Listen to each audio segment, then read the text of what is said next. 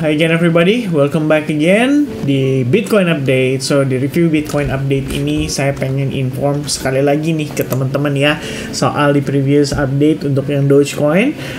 Saya serius teman-teman soal planning saya ya. Kalau seandainya nanti live streaming di weekend ya, mungkin di hari Sabtu atau hari Minggu tercapai 1000 likes ya, mungkin saya akan pangkas rambut saya ya untuk tribute untuk CZ teman-teman. Ya ini bakal menarik banget, bakal seru banget. Maybe the first time ya saya ngelakuin hal kayak gini. And by the way teman-teman sekalian, kita mau update sedikit nih progres daripada Bitcoin. Menurut saya Bitcoin pergerakannya sangat unik ya recently atau dalam beberapa hari terakhir, meninggalkan banyak sekali pertanyaan, dan tentu saja teman-teman kalau saya lihat dari komentarnya banyak yang berteori juga ya, melihat bagaimana sebuah kasus atau sebuah news yang terjadi recently terhadap CZ, terhadap Binance itu bisa menjadi sebuah katalis untuk mendorong harga Bitcoin kembali terkoreksi. Dan banyak orang menyangkut pautkan ya situasi market crypto dengan drama, dan saya pikir ini kalau menurut pandangan saya teman-teman, memang suatu aset atau instrumen investasi seperti Bitcoin ini adalah sesuatu hal yang baru, tidak berwujud ya kalau kita bisa bilang, bentuknya digital, kemudian juga aset underlying-nya itu berupa ya macam-macam lah ya teman-teman ya. Sebenarnya berupa dasarnya adalah dasar utamanya ya dari adanya blockchain, maksudnya dasar utamanya dari adanya Bitcoin ini adalah untuk mengatasi permasalahan uang kertas ya, yang diketahui di mana uang kertas itu punya kebebasan untuk dicetak ya kan, menyebabkan inflasi berkelanjutan sampai ya masa-masa yang akan datang. Sementara Bitcoin sebaliknya. Nah, oleh karena itu mungkin sulit ya untuk ya kita bisa bilang tatanan ekonomi atau sistem ekonomi di dalam dunia ini bisa menerima sesuatu hal yang seperti Bitcoin ini yang muncul dari seseorang yang entitasnya itu tidak tahu siapa ya, kita cuma tahu dia sebagai Satoshi Nakamoto, tapi siapa di balik Satoshi Nakamoto itu kita nggak tahu teman-teman, dan banyak sekali spekulasinya. Intinya ini adalah sesuatu yang bisa dibilang tidak mudah untuk diterima ya, dimana sebelumnya sudah ada sistem ekonomi yang berjalan, and suddenly something ya yang berbentuk digital bisa menjadi sebuah aset investment yang diperdagangkan secara aktif di seluruh dunia. Bahkan lebih menariknya lagi adalah diperebutkan oleh negara-negara besar. Nah, untuk menjadikan aset ini ya bisa dibilang memiliki infrastruktur yang jelas, regulasi yang jelas, kemudian bagaimana nantinya ke depannya bisa dimanfaatkan oleh berbagai macam pihak. Bahkan kita berbicara di sini untuk yang besar juga dalam tanda kutip ya, corporate investment ya, maksud saya corporate ya, dana-dana corporate atau big investor untuk bisa masuk ke sini itu bakal butuh sesuatu yang lebih clear dalam konteks infrastruktur atau regulasi. Jadi ketika kita ngelihat progres yang terjadi saat ini, drama-drama yang berlangsung selama ini, saya rasa itu adalah bagian dari proses untuk membawa Bitcoin ke arah infrastruktur yang lebih baik. Ya ini sama kayak mungkin kita ngomongin kita bertransaksi di saham lokal di Indonesia itu pada tahun 2000-an lah lebih kurangnya, atau 2010-an ya, dimana pada saat itu belum ada tuh sistem ARB, ARA ya. Kita tahu saham itu benar-benar mudah sekali untuk digoreng dan menjadi lahan basah buat whales yang mau memanfaatkan saham sebagai salah satu exit plan dia untuk mendapatkan uang segar dari masyarakat luas atau dari retail investor.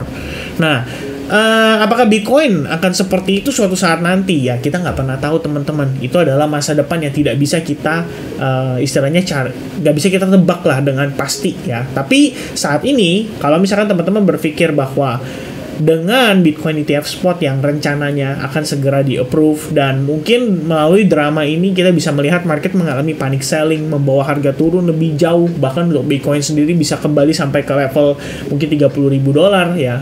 Itu saya rasa adalah sesuatu hal yang sangat-sangat mungkin untuk terjadi, sebab memang kalau kita lihat berdasarkan historical ya data, setiap kali menjelang halving, setiap kali menjelang bull run, itu akan ada satu momen atau event koreksi besar yang terjadi pada si aset Bitcoin tersebut. Dan saat ini Bitcoin technically itu dari 30.000 bahkan dari 28.000 itu nanjak terus sampai ke 35.000, 37.800 terakhir highest pointnya. Nah, ini bukanlah sesuatu yang sebenarnya tidak kita antisipasi, ya kita sudah berbicara kondisi tersebut, kemudian data, kemudian berdasarkan price action yang kita analisis sebelum-sebelumnya, kita juga melihat bahwa Bitcoin itu memang memiliki struktur yang cenderung bullish sampai dengan momen saat ini. Cuman sekitar 9 harian lalu kita mulai mengantisipasi ya big possibility of correction yang bisa terjadi pada Bitcoin ya, dimulai dari price action-nya ketika kita melihat sebuah kondisi yang menurut saya bisa menjadi trigger ya berdasarkan data-data yang ada sebelumnya atau berdasarkan habit atau kebiasaan Bitcoin sebelumnya. Dan dari situ kita mulai aware bahwa mungkin kalau kita mau memanfaatkan posisi harga saat ini untuk kita melihat harga lebih tinggi lagi, akan dibutuhkan likuiditas yang lebih banyak. Dan oleh karena itu, akan dengan lebih mudah jika seandainya Bitcoin mengalami koreksi terlebih dahulu. Ya, jadi satu hal yang perlu di-note adalah apa yang terjadi pada ZZ atau Binance saat ini. Itu bisa menjadi sebuah FUD raksasa. Dan it all depends on bagaimana market atau saat ini para pelaku pasar menanggapi situasi tersebut. Ya, itu adalah opini yang saya lihat saat ini. Dan saya pikir gak ada salahnya kalau kita berhati-hati dalam tanda kutip. Kalau misalnya teman-teman berencana untuk all in saat ini, mungkin Anda boleh reconsider ya. Mungkin kita bisa dapat harga discount, mungkin kita bisa dapat harga lebih murah untuk kalian buyback lagi atau kalian bisa belanja lagi. Dan untuk saat ini, progres melihat pergerakan Bitcoin hari ini dan beberapa hari terakhir sebenarnya menurut saya lumayan unik teman-teman sekalian ya. Dimana kalau misalkan kita ngelihat Bitcoin itu mengalami penurunan signifikan, tapi kemudian di saat yang sama itu naiknya juga signifikan. Dan pada dasarnya kalau kita lihat gambaran besarnya, ini adalah bagian dari konsolidasi saja. Ya, kita ngelihat pergerakan harga itu steady, bolak-balik mondar-mandir di area yang sama. Ya, pemanfaatan ini untuk para pelaku pasar, terutama bigger investor. Ya, saya sih pribadi berpikir teman-teman, biasanya nih ya, kalau kita mau melihat pergerakan yang luar biasa masif atau impulsif, itu diiringi dengan yang namanya orang bilang istilahnya dengan manipulasi. Ya, manipulasi pasar itu bisa terjadi sebab untuk pemain besar atau bigger players, ketika mereka mau enter the market, mereka butuh liquidity. Liquidity itu tercipta dari actionnya para pelaku pasar, terutama retail investor. Dan berdasarkan habit tersebut, kita bisa lihat teman-teman. Contoh kejadian adalah sekitar bulan Januari menuju bulan Februari pada tahun 2023 ini. Kita melihat harga mengalami penguatan signifikan. Tapi pada satu titik, sebelum harga benar-benar melanjutkan penguatannya lagi, ada proses pullback atau retracement yang bisa dibilang membuat mungkin market jadi panik, dan market akan berpikir bahwa wah ini dia nih momen-momen di mana Bitcoin akan turun lebih jauh daripada level $15.000. Saya ingat banget pada masa itu banyak orang yang masih khawatir, banyak orang yang bilang ini sebagai bull trap. But what happens after that atau apa yang terjadi setelahnya itu bukan bull trap, melainkan bear trap. Ya, market panic selling, buang barang, baru kemudian ada bigger investor yang bisa masuk dengan kuantitas yang lebih besar, membawa harga Bitcoin itu naik dari $20.000 ke highest point-nya $31.000 pada kala itu. Ya, untuk beberapa waktu atau beberapa bulan setelahnya, kita ngelihat Bitcoin mengalami koreksi yang amat sangat panjang dari April sampai ketemu bulan Juni, which is itu sekitar 3 bulanan lebih kurangnya. Ya, kalau kita lihat dimulai dari pertengahan April, pertama kali kita melihat rejection, pertama kali juga kita melihat ada yang namanya structure shift, di mana dari yang tadinya bullish banget, sekarang kita udah mulai ngelihat nih valid dikatakan dengan istilah lower low, like this. So, any pullback itu jadi lower high-nya. Dan semenjak itu, kita ngelihat struktur bearish lebih mendominasi. Sampai satu titik, kita melihat ada proses reversal lagi yang terjadi. Nah, dari sana, baru kita ngelihat harga naik lagi, retest terhadap previous high point, dan di saat yang sama, kita ngelihat lagi, setelahnya, ada konsolidasi yang terjadi berkepanjangan. Ya, di situ diiringi dengan proses-proses yang sama dengan yang terjadi saat ini. Di mana kita ngelihat harga mengalami penguatan, tapi diiringi dengan penurunan, kembali mengalami penguatan signifikan, diiringi kembali dengan penurunan yang signifikan, ada bearish engulfing, ada breakdown terhadap previous support, dan semenjak itu kita ngelihat lagi-lagi ada koreksi yang terjadi. Major nggak teman-teman? Menurut saya lumayan, dan sempat saya lihat bahwa progres ini itu sebenarnya adalah 100% retracement, but luckily somehow Bitcoin price itu bertahan dan para pelaku pasar mempertahankan level $25.000 dengan baik sebagai key level psychology, menjadi area support yang sangat major untuk pergerakan saat ini. Nah, teman-teman sekalian, yang saya lihat saat ini itu nggak jauh berbeda dengan situasi pada saat itu. Nah, saya bukan berkata bahwa ada possibility harga bisa turun yang begitu signifikannya. Tapi kita berharap ya, dia mengalami penurunan atau koreksi saja. Mungkin retest terhadap level $30.000 atau $32.500 merupakan resistance sebelumnya. Itu adalah kondisi yang sangat wajar untuk terjadi. Dan kenapa itu perlu terjadi? Seperti yang saya jelaskan, market atau bigger players atau corporate money, investor besar butuh yang namanya likuiditas. Saat ini, saya mau tanya sama teman-teman, siapa orang yang bisa dibilang mau berjualan di progres harga saat ini?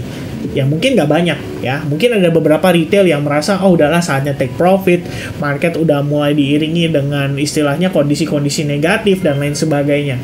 Jadi apa teman-teman sekalian? Kalau misalkan semua orang di sini ya saat ini fokusnya itu pengen berjualan, bigger players otomatis mereka juga nggak bisa melikuidasi aset mereka. Kalau misalkan mereka butuh fresh money, mereka butuh fresh cash gitu ya. Ketika mereka mau jual Bitcoin mereka di saat semua orang lagi pada beli, di sini yang menjadi di saat mereka mau jual ya aset mereka, di saat semua orang sedang melihat kondisi ini sebagai peluang mereka untuk juga ikut berjualan, maka otomatis dia nggak bisa jualan teman-teman. Ya itu akan menjadi kendala bagi mereka. Nah kalau misalkan teman-teman nih datang ke pasar ya, kalian pengen jual barang, tapi kalian lihat di situ pedagangnya terlalu banyak, semuanya pada jualan dan tidak ada yang mau beli. Kira-kira gimana teman-teman? Anda sebagai pedagang, pasti Anda berpikir, wah ini kenapa ya? Kok nggak ada yang mau jualan ya? Maksudnya nggak ada yang datang mau beli dan lain sebagainya. Nah, kira-kira untuk menarik pembeli, apa yang perlu dilakukan sama teman-teman? Ya mungkin kalian jadi bersaing harga.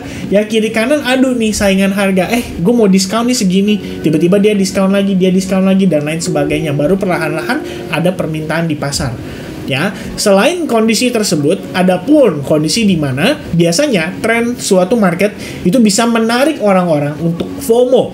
Jadi bisa beli dengan kuantitas yang bahkan lebih besar. Sama kasusnya kayak mungkin ya kalau kita berbicara analogi sedikit teman-teman, itu seperti tren ketika sepeda Brompton lumayan ramai di Indonesia. Ya, pada masa COVID, olahraga, orang-orang tiba-tiba jadi lebih aware dengan kesehatan mereka. Mereka beli sepeda Brompton dari yang awalnya harganya mungkin hanya sekitar sekian juta rupiah, lama-lama jadi belasan bahkan puluhan juta rupiah. Kenapa? Karena lagi trending banget dan permintaan terus meningkat secara drastis.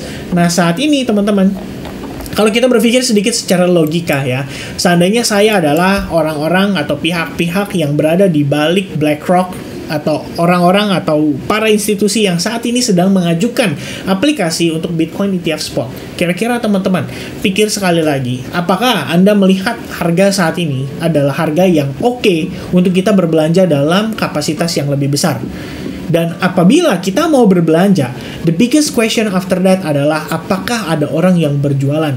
Ya, that's why we need some drama untuk mendriven orang-orang melakukan aktivitas jual.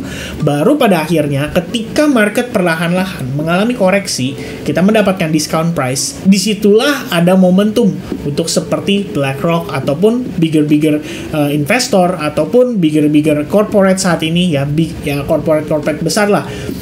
Mereka baru bisa melakukan aktivitas itu untuk melakukan akumulasi kembali dengan harga yang lebih masuk akal atau lebih wajar.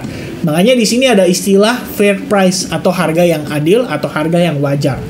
Dan di progres pergerakan saat ini dengan sentimen yang baru terjadi beberapa hari terakhir, saya rasa nggak salah lah kalau misalnya kita sebagai investor kecil ya melakukan antisipasi tadi yang saya sempat sampaikan. Jadi concern saya melihat pergerakan Bitcoin saat ini, dia sudah mulai terkonsolidasi dari market yang trending begitu signifikan berubah menjadi sebuah channel, dan tiba-tiba sekarang kita melihat pergerakannya hanya konsolidasi mondar-mandir di situ.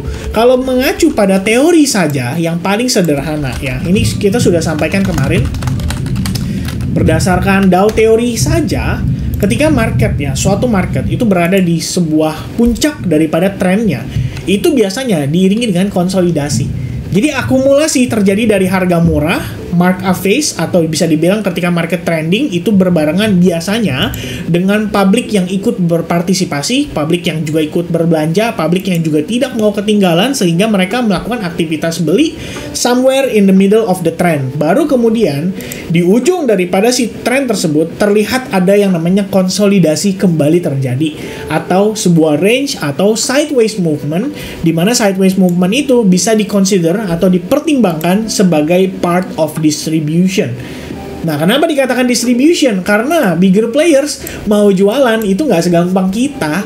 Ya, ketika mereka punya begitu banyak Bitcoin, mereka pengen berjualan, dia nggak akan bisa jual seperti kita.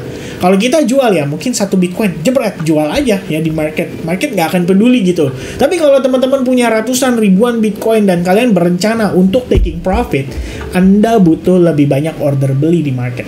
Dan oleh karena itu, sometimes sebuah keanehan di market seperti misalnya sentimen negatif, CZ, Binance, dan lain sebagainya, tapi kenapa kok marketnya masih bisa naik?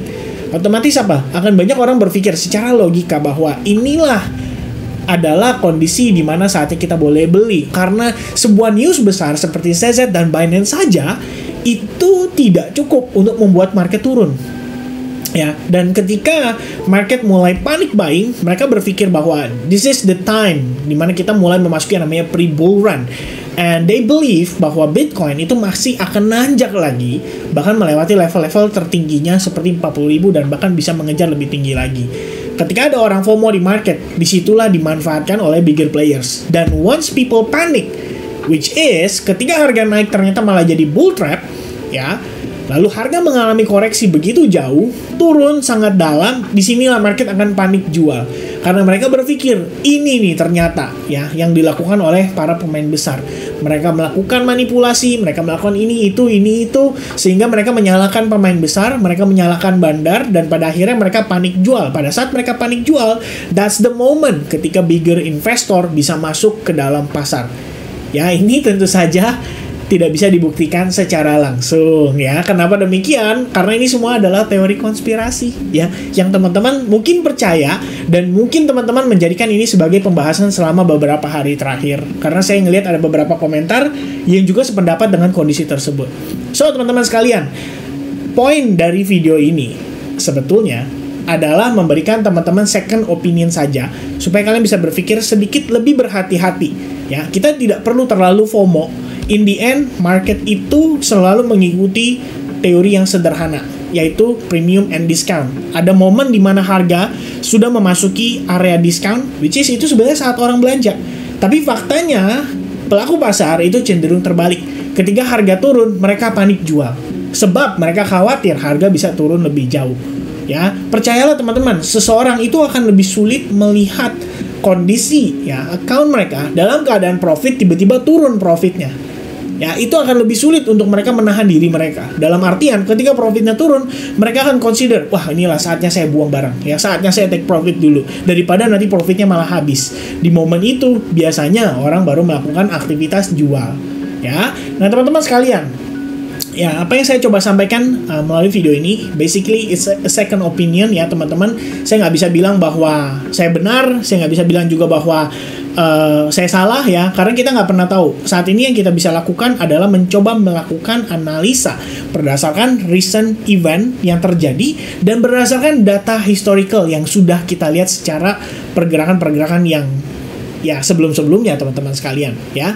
Basically what I believe saat ini adalah apabila memang proses yang sedang terjadi saat ini adalah bagian dari manipulasi untuk membuat market mungkin panic buying dan lain sebagainya before mereka taking profit, well I guess kita bisa ngelihat proses itu nanti pada saat market mengalami penguatan atau breakout terhadap previous resistance atau resistance saat ini untuk mengejar harga Bitcoin naik lebih tinggi lagi ya, dan pada akhirnya biasanya diiringi dengan fake out. Teman-teman bisa lihat itu based on historical movement daripada Bitcoin. Mungkin saya coba jabarkan sedikit. Ya, Anda bisa lihat di sini a pattern is formed ya, terbentuk before harga turun ada fake out-nya. This is the fake out yang terjadi. Oke, itu pertama. Kedua, teman-teman sekalian, orang melihat ini sebagai sebuah triangle and then ada fake out. Ya, baru kemudian people start to think bahwa bagaimana jika ini adalah bearish flag pattern? Itu yang pertama. Itu yang berikutnya ya. Kemudian ada pun posisi-posisi atau kondisi yang lain seperti ini misalnya. Ketika harga membentuk sebuah falling wedge, orang berasumsi breakout ini adalah momen di mana Bitcoin respect ya. Which is ini menarik sekali teman-teman kalau saya mau bahas ya sama kalian bahwa saat ini saya hapus saja ya biar lebih enak ya. Bahwa saat ini level $37.800 itu bukanlah sebuah area yang bisa dibilang area sembarangan ya, tapi ini merupakan area support yang menahan Bitcoin untuk turun lebih jauh pada bulan Februari, Maret, kemudian April hingga terakhir Mei ya 2022. Setelah breakdown, kita nggak pernah lihat tuh Bitcoin ngetes harga ini. Dan for the first time, semenjak Mei 2022, kita baru kembali ke harga tersebut. Jadi, kalau misalkan seandainya dari sana ada rejection, I believe it is a very normal. Ya, normal skenario atau normal situation yang bisa terjadi pada pergerakan Bitcoin saat ini. Ya, sebelum teman-teman lihat sekali lagi, sebelum harga mengalami penurunan, ada fake out. Ya, disangkanya breakout dari falling wedge, ternyata fake out. Di sini juga sama, we have a fake out, ya kan? Fake out dulu, naik dulu, orang berpikir, wah ini dia, harganya siap rally, siap balik lagi naik ke atas. Ternyata hanya fake out dan turun serta koreksi lebih jauh. Ya, selain itu ada lagi nggak sih kondisi-kondisi yang sama? Oh, tentu saja ada teman-teman. Ya, falling wedge, a fake out, ya di sini juga sama. Ya, mungkin orang melihat ini sebagai ascending triangle, a fake out, baru harga turun diiringi dengan berita negatif pada saat tahun lalu yaitu FTX collapse. Baru kemudian prosesnya start reversal semenjak FTX itu, karena ini sebenarnya merupakan area diskon yang sangat-sangat menggiurkan. Buat bigger investor, buat BlackRock, saya rasa mereka akan memanfaatkan ini dengan sangat baik ketika market panik jual diiringi dengan sentimen negatif.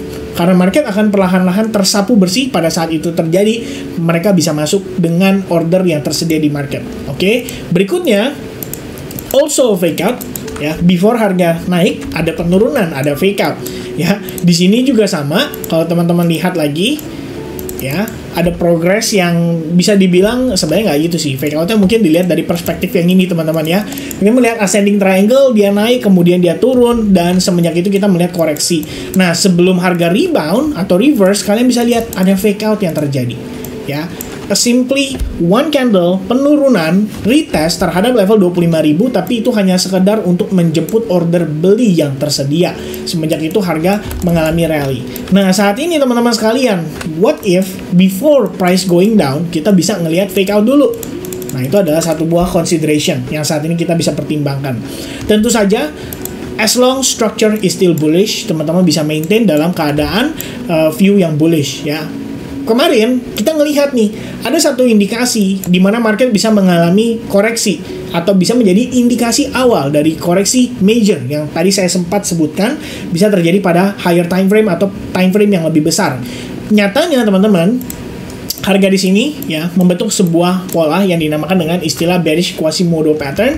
After dia create lower low, kita ngelihat harga naik. Ya, saya pikir ini adalah part of the retracement before another push ke harga lebih rendah. And turns out, ya tadi kemarin lebih tepatnya kita ngelihat nih bahwa wah progress ini saya rasa ya is part of something yang bisa diantisipasi terhadap possibility Bitcoin bisa nanjak kembali.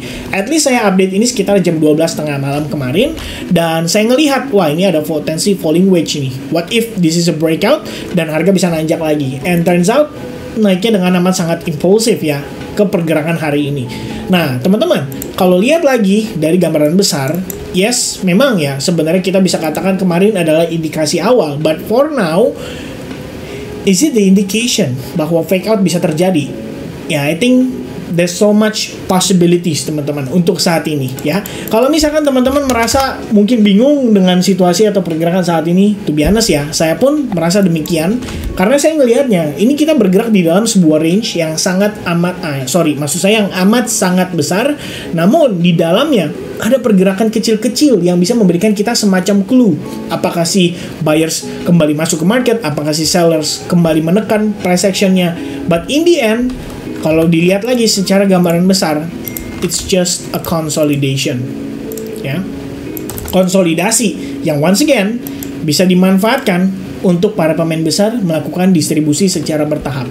So ini yang mungkin saya perlu sedikit lagi ya teman-teman sekalian, kasih peringatan lah ke teman-teman ya.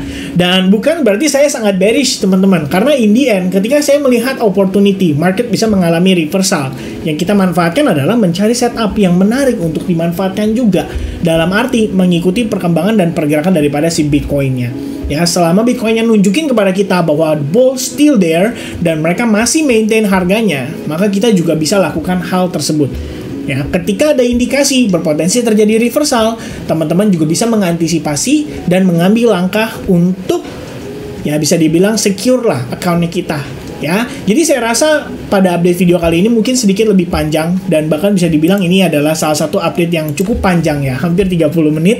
Tapi saya suka ngomongin kondisi-kondisi seperti ini, terutama kita berbicara soal bagaimana sebuah possibility permainan para whales ya, atau permainan para pemain besar itu bisa kita istilahnya coba untuk antisipasi sedari dini, sehingga apa, kita tidak perlu lagi yang namanya merasa terlalu khawatir bahwa ini akan ada yang namanya momen besar, akan ada yang namanya membuat market mengalami crash yang sangat luar biasa. Dan bahkan kalau saya lihat ya, beberapa orang di sosial media saya yang kebetulan saya follow aja, ya mereka udah mulai tuh kayak tuh kan begini ya, mungkin menaruh FAT di sana. Tapi apakah itu sebenarnya diperlukan? Menurut saya nggak perlu sih.